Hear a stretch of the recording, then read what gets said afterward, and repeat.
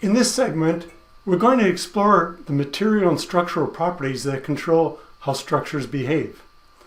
Some materials stretch and snap back, like this rubber band. Others deform permanently, like this paper clip. Understanding the type of material we are working with is critical in structural analysis. Let's look at the possibilities. Let's first look at a frame, like a frame in a car garage. There's no load and no displacement. We apply a 10 kip lateral load and the frame displaces sideways 1 inch. Then the load is increased to 13 kips and the displacement reaches 1.3 inches, a 3 kip increase in load and 3/10 increase in displacement. If the load is reduced back to 10 kips, the displacement returns to 1 inch. Then the load drops to 3 kips with a displacement of 3/10 of an inch, or a 7 kip drop in load and a 0.7 inch drop in displacement. When all the load is removed, the displacement immediately returns to 0. This is elastic.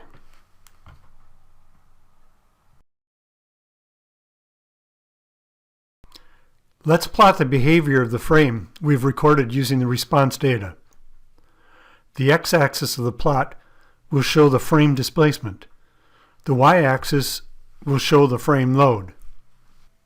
The data is on the right and our frame is up above.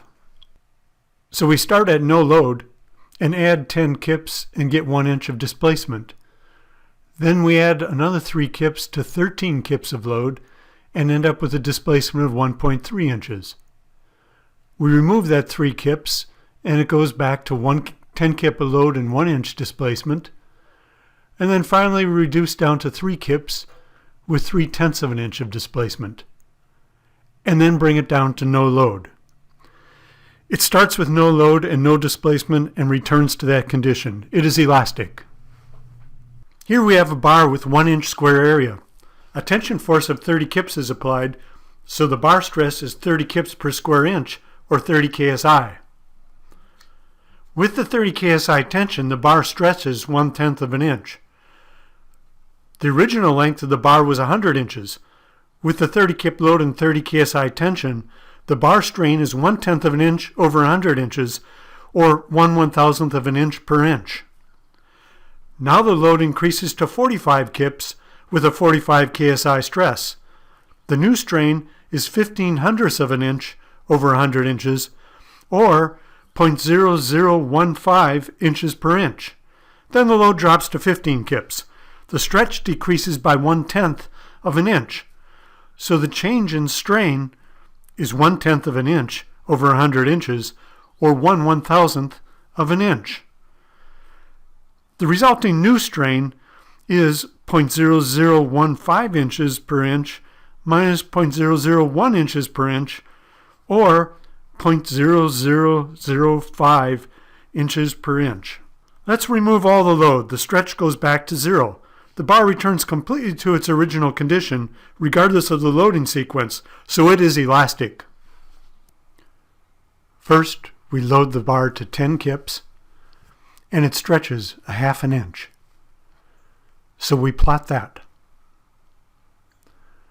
Then we add another 10 kips for a total of 20 kips, and the bar has a total stretch of 1 inch.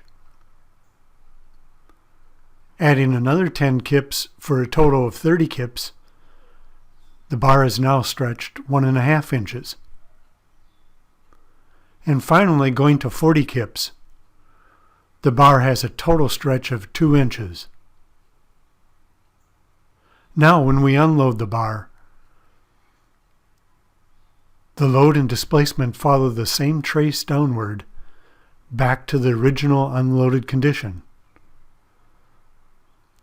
Since we return to the unloaded condition, the bar is elastic. And since it loaded and unloaded along the same straight line, we consider it to be linear.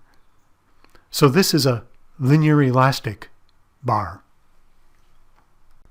Now we're going to look at the behavior of a spring in compression. We apply a load equal to P on the spring. and the spring deforms a distance delta. We'll take those values and plot them on a load displacement plot. Then we increase the load to twice as large, or 2p.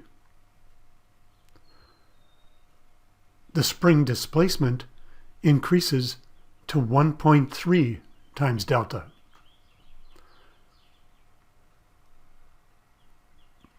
And then again, we'll plot those values.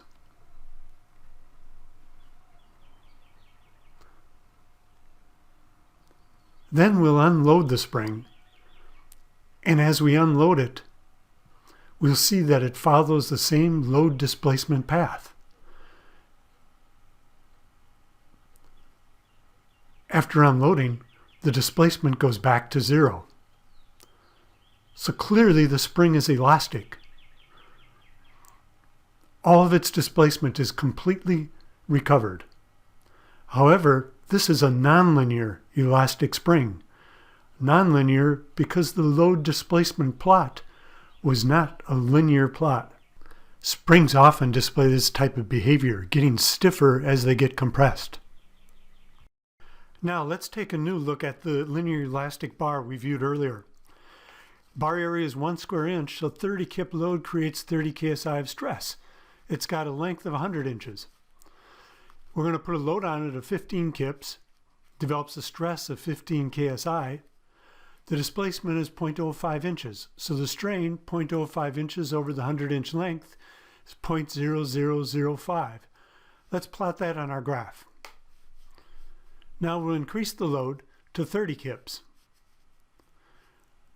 The stress will be 30 ksi. Now the strain will be 0.001 inch per inch, and we plot that. Finally, we increase the load to 45 kips. The stress then is 45 ksi. We now have a strain of 0.0015 inches per inch, and again we can plot that on our graph. Let's look at the stress-strain characteristic now. Let's assume that the load or the stress, particularly the stress, is some function of the strain. So we can set up an equation where the stress is equal to a constant k times the strain. Then, using the results we have here, we can solve for k. It's 45 ksi over 0.0015 inches per inch. So the k comes out to be 30,000 ksi. This is what we usually call E, 30,000 ksi, and it's the Young's modulus for steel.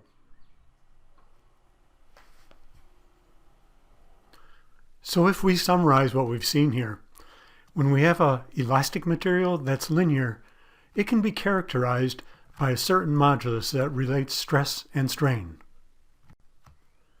Let's examine our frame structure again. It's a simple frame with cantilevered columns and a pin-ended beam. When we apply a load of 3 kips, it deforms with 0.3 of an inch of side sway. We plot that response on a p-delta graph. If we remove the 3 kip load and replace it with a 10 kip load, the frame displaces 1 inch.